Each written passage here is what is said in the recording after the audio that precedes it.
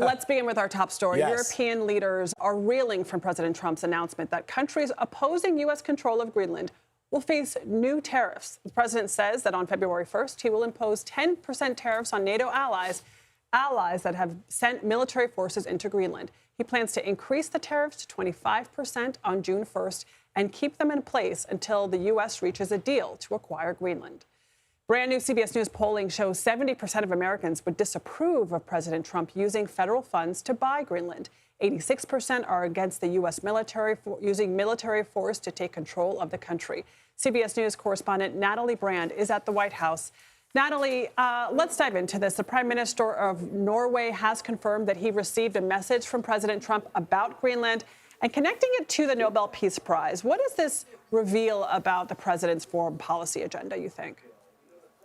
Yeah, Adriana, the president is escalating this standoff, and this rift appears to be growing between the Trump administration and these European allies. More on that letter, which CBS News, or message, I should say, which CBS News has confirmed via the Prime Minister of Norway. In it, President Trump said because Norway decided not to give him the Nobel Peace Prize, he no longer feels an obligation to think purely of peace, saying he's thinking about what is good and proper for the United States. He goes on to argue Denmark cannot protect the land from Russia or China, and he says in this message that the world is not secure unless the U.S. has complete and total control of Greenland. Now, the Prime Minister says that he had sent President Trump his own text message asking to de-escalate the situation, proposing a phone call. It comes as, you know, a number of European leaders are trying to engage with President Trump, fearful that this is entering a downward spiral.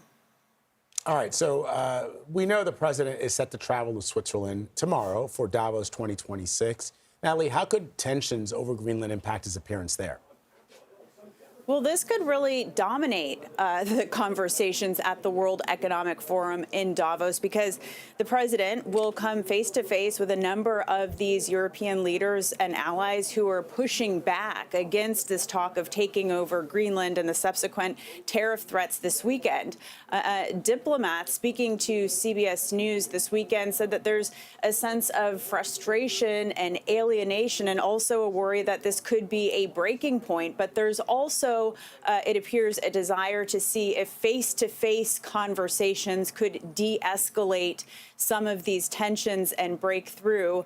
British Prime Minister Keir Starmer, in a news conference this morning, also said that, you know, the way to resolve differences is discussion between allies, that there needs to be respect and partnership, not pressure. Vlad and Adriana. Natalie Brand, thank you so much. All right, joining us here in the broadcast center this morning is CBS News senior foreign correspondent Holly Williams, fresh off her reporting in Iraq just a couple of days ago. So good to have you here, Holly, because this is such an apropos discussion here. We're talking about the international response to the president on Greenland is sort of unprecedented, and I know people are expecting that cooler heads will prevail, but what the president is suggesting, taking over an ally of the United States, either through a purchase or by force potentially, would lead essentially to the dissolution of the NATO alliance. Maybe. I mean, we don't know. As you say, we're in uncharted waters here. This is not normal American diplomacy. I think that both leaders and people in Europe are profoundly shocked by what is happening. I suspect that there is panic in some quarters. I mean, the countries that are being targeted here, we're talking about Denmark, Sweden, France, Germany, the Netherlands, Finland, the UK and Norway. They are some of America's closest allies. As you say, they are NATO members. And that NATO alliance is the kind of cornerstone of the current world order. The US set it up in the ashes of World War II.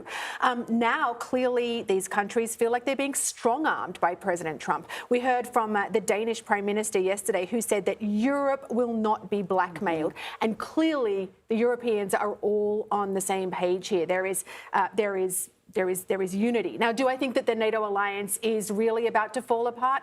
I think not. I think apart from anything else, the Europeans don't really have any other choices. But what this does is that it erodes trust in that alliance. And remember, all of those NATO member states are pledged to come to America's defence if America ever comes under attack. I was thinking this morning about what would be the equivalent of this for the US. I don't know if there is an exact one, but imagine a time like 50, 100 years from now where China is even more powerful. And imagine China said, we need Alaska for our Arctic security. So, you can either sell it to us or we'll punish you economically. Essentially, it sets up this precedent, is what you're talking about, and it allows countries that are ascendant, like China, to one day cite this action, if it ever comes to fruition, as a basis and a rationale for whatever they might attempt, be it Taiwan or, as you say, Alaska. It's also interesting that a lot of people think, like you said, cooler heads will prevail. The British Prime Minister said today, like Natalie mentioned, that he thinks this can be resolved with calm discussion. But is there a path for there to be a win-win-win for the U.S., Greenland, and Europe? I don't know. If the U.S. is saying the only solution is the American control of the island? I think it really depends on how far President Trump wants to push this, how serious he is about, as he keeps on saying, that the US has to have Denmark. I'm really, not Denmark, Greenland, I apologise. One of the interesting things is that President Trump keeps on bringing up security as the reason that this has to happen, that he's worried about the security of Greenland. And that's something that we've covered a little bit ourselves. Now, China is not a major player in the Arctic, but there are genuine security concerns around Russia. In the Arctic, we've reported on them for the network. Russia is building more bases within the Arctic Circle. There is Russian espionage in the area, and Greenland is in a really strategic location in between Russia and the US. But if that is President Trump's concern, he can build more Arctic bases. Right. He can encourage America's NATO allies to build more Arctic bases. He can carry out more military exercises without buying Greenland or compelling Denmark to sell Greenland. Military presence in Greenland. A robust one. You were there. It's actually quite a small American base, but that could be expanded, and America's presence in the Arctic could be expanded. What I should tell you is that when we were in Greenland last year covering this story, we were there when Vice President J.D. Vance actually visited that little tiny base with his wife, and we were speaking to a lot of Greenlanders. The vast majority of them want nothing to do with this. They are very clear that they do not want to be American. A number of people said to us that they didn't really think this was about security. They thought that it was about Greenland's vast, untapped mineral resources, including rare earths. Now, of course, we don't know if that's true, but that's certainly the opinion of a number of Greenlanders who we spoke to. But one of the things that I find kind of remarkable is this notion that the United States is, and I understand that as the superpower within NATO, that the United States sees itself as sort of driving the bus on all of this. But we should remember that it's not just in Greenland that the United States has bases. We have bases all across Europe at the pleasure of our allies that have allowed us to build those bases. If this alliance were to collapse, we would not have that foothold that we have in Europe right now. We'd be more isolated than ever.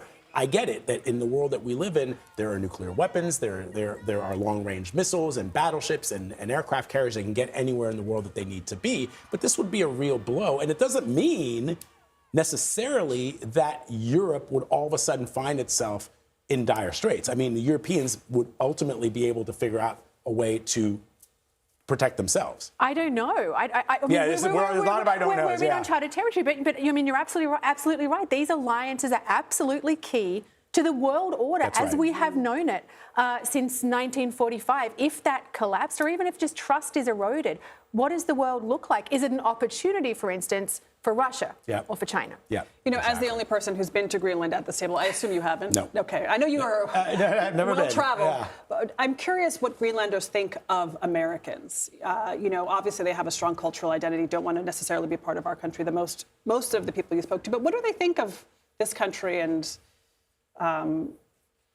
are they drawn to any part of it, or do they reject the idea of becoming American completely? I think my sense is that Greenlanders, like most of us who live outside of America, have a lot of affection for America. America is not just the dominant political power in the world, but in many ways the dominant cultural power in the world. We all grow up, whether we grow up in Australia or whether we grow up in Greenland, watching your movies and watching your TV shows, and buying your brands. That's enormous soft power that America has. But the Greenlanders we spoke to, despite that, are very clear that they don't want to be part of the United States. Now, there's a kind of independence movement in Greenland. People would also like more autonomy, greater autonomy, or even full independence from Denmark. But they don't want to be part of the United States. And actually, one of the things that some people brought up was healthcare. Yeah, I mean, I've seen Greenland, they enjoy Right. European kind of, Benefits. Right. Yeah. And my sense of having lived abroad is what you say, and you've lived abroad, Adriana, which is that generally people have an affection for America and Americans. But what they find strange is our cult of personality around our political figures. A lot of Europeans do not invest that cult of personality in their politicians. They're just like, yo, your job is to get me health care and make sure that, there's, the families are provided for, there's national defense, there's security. But we don't see our leaders in the way that you do as if they are somehow a representation of us, right? And I think that that's probably how they're seeing Trump. They're seeing Trump as someone who's, yes, he's the American president, but that doesn't necessarily translate to us. That may be true. I also think fundamentally, people the world over, people don't like to be strong-armed. Yes. No one Excellent likes that point. feeling. Right. Excellent point, Holly. Always great to have you. What a Such treat rare to have occasion. you It in is Thank you for really- having me, Thank you very guys. much, Holly. It's always great.